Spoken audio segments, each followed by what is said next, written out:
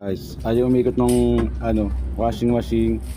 Try nating tanggalin yung hélice niya gamit ang sintas. Ganyan lang guys, napaka basic lang tanggalin yan. Papasok mo lang yung sintas. Tapos yan, pinapasok mo yung sintas dyan. Pag naipasok mo na yung sintas, hawakan mo lang yung kabilang dulo. Tapos uga-ugain mo lang. Yan, pinapasok ko yung sintas dyan. Kahit anong tali pwedeng gamitin dyan, basta matibay. Ayan, yung dalawang dulo hawak-hawak ko.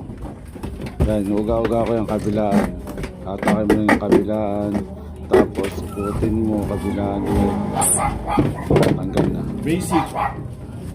Ganyan lang ang pagtatanggal ng hélice ng washing machine para malinis nyo yung ilalim. Thank you for watching Basic. Kaya natin ng tinto.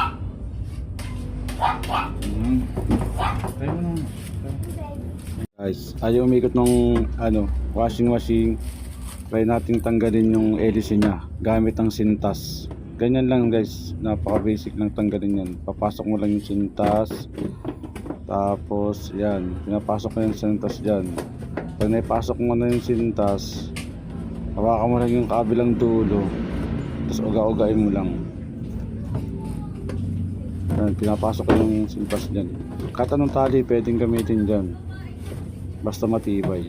Ayan, yung dalawang dulo hawak-hawak ko. Yan, uga-uga ko yung kabilaan. Atake mo yung kabilaan, tapos ikutin mo kabilaan ulit. Tanggal na. Basic.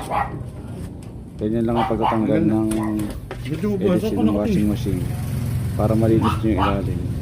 Thank you for watching Basic. Kaya natin ng tinto.